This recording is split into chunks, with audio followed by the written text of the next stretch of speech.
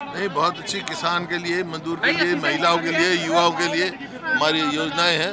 जो इस 10 साल में जो है बेरोजगारी में हिंदुस्तान में बहुत बढ़ गई है, तो रोजगार देने की सब योजनाएं। बीजेपी एक छोटा सा चुनाव बिना बेईमानी के नहीं जीत सकती, तो ये तो फिर भी मेंबर ऑफ पार्लियामेंट का चुनाव है। जिस तरीके से देश की सरकारी संपत्तियों को बेचा जा रहा है, जिस तरीके से नौजवानों को रोजगार मांगने पर लाठी और डंडे से मारा जा रहा है, और जिस तरीके से लगातार पेपर लीक हो रहे हैं। इलेक्ट्रल बॉन्ड का पैसा कहाँ गया? इलेक्ट्रल बॉन्ड का पैसा सारा नेताओं की खरीद और फरोख्त में चला गया, और आज जिस तरीके से देश बर्बाद हो रहा है वो पूरा देश देख रहा है। जमानत मिली नहीं, जमानत देनी पड़ी, और जमानत इसलिए देनी पड़ी क्योंकि संजय सिंह के खिलाफ कोई सबूत नहीं मिला। और यही होगा अरविंद केजरीवाल के साथ, हेमंत सोरेन के साथ। आज आप देख लीजिए हेमंत विश्वा शर्मा को, जो असम का मुख्यमंत्री बन के बैठा है। आप देख लीजिए अजीत पवार को, जो महाराष्ट्र का डिप्टी सीएम बन के बैठा है। इनसे बड़ा भ्रष्टाचार कौन है? 400 पार बीजेपी कैसे आ जाएगी? क्या आपको पहले से रिजल्ट पता है कैसे आएगी 400 पार?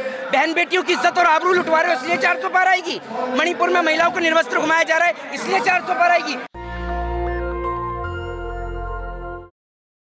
सर, क्या कहेंगे जिस तरीके से आगे की आपकी योजनाएं क्या रहने वाली है? नहीं, बहुत अच्छी किसान के लिए, मजदूर के लिए, महिलाओं के लिए, युवाओं के लिए हमारी योजनाएं हैं।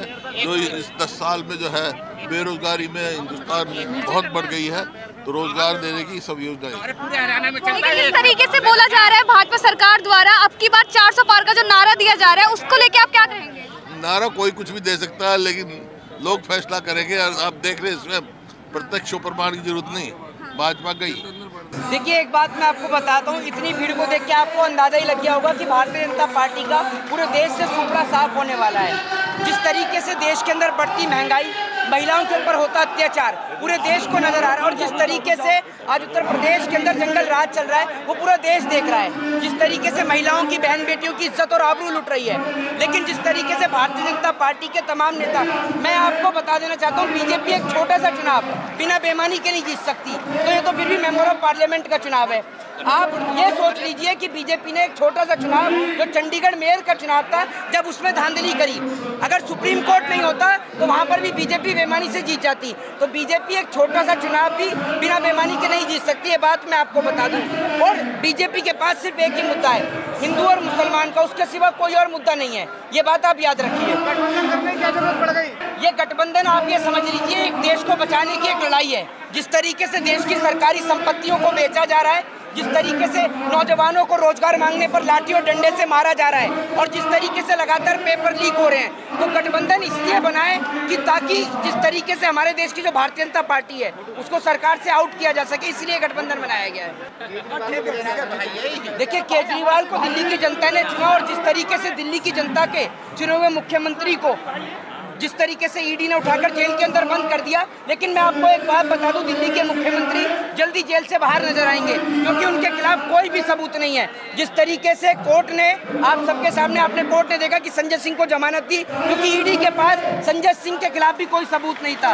ये सिर्फ और सिर्फ विपक्ष को डरा धमका कर, ये जो इलेक्ट्रल बॉन्ड का जो पैसा है ना, इलेक्ट्रल बॉन्ड का पैसा कहाँ गया? इलेक्ट्रल बॉन्ड का पैसा सारा नेताओं की खरीद और फरोख्त में चला गया, और आज जिस तरीके से देश बर्बाद हो रहा है वो पूरा देश देख रहा है। ये बात आप लिख के रख लीजिए, साल 2027 तक ये देश आर्थिक दिवालिया घोषित हो जाएगा। लोग रोटी के लिए लड़ेंगे एक दूसरे से अगर भारतीय जनता पार्टी की सरकार। इस तरीके से संजय सिंह की कल जमानत मिल गई है, तो वो विपक्ष के जो पक्ष में भाजपा की सरकार है। देखिए, जमानत मिली नहीं है, जमानत मिली नहीं, जमानत देनी पड़ी, और जमानत इसलिए देनी पड़ी क्योंकि संजय सिंह के खिलाफ कोई सबूत नहीं मिला। और यही होगा अरविंद केजरीवाल के साथ, हेमंत सोरेन के साथ। बेवजह विपक्ष के नेताओं को फंसाया जा रहा है, और जो असली भ्रष्टाचारी हैं वो बीजेपी के अंदर है। आज आप देख लीजिए हेमंत विश्वा शर्मा को, जो असम का मुख्यमंत्री बन के बैठा है। आप देख लीजिए अजीत पवार को, जो महाराष्ट्र का डिप्टी सीएम बन के बैठा है। इनसे बड़ा भ्रष्टाचार कौन है?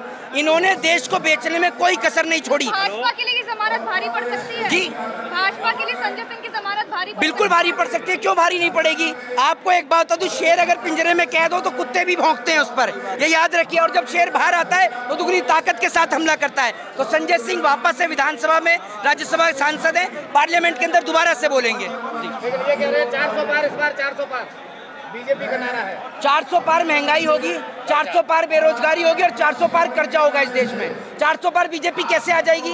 क्या आपको पहले से रिजल्ट पता है कैसे आएगी 400 पार? बहन बेटियों की इज्जत और आबरू लुटवा रहे हो इसलिए 400 पार आएगी। मणिपुर में महिलाओं को निर्वस्त्र घुमाया जा रहा है इसलिए 400 पार आएगी। मैं आपसे पूछना चाहता हूँ किस लिए 400 पार आएगी, जरा बताइए मुझे। नेशनल दस्तक की आपसे गुजारिश है कि अगर इसको बचाना चाहते हैं तो नेशनल दस्तक को सब्सक्राइब करने के लिए रेड कलर के सब्सक्राइब बटन को दबाएं, फिर बेल आइकन की घंटी दबाएं। नेशनल दस्तक को बचाने के लिए बहुत जरूरी है कि हर खबर को शेयर करें, लाइक करें, कमेंट जरूर करें।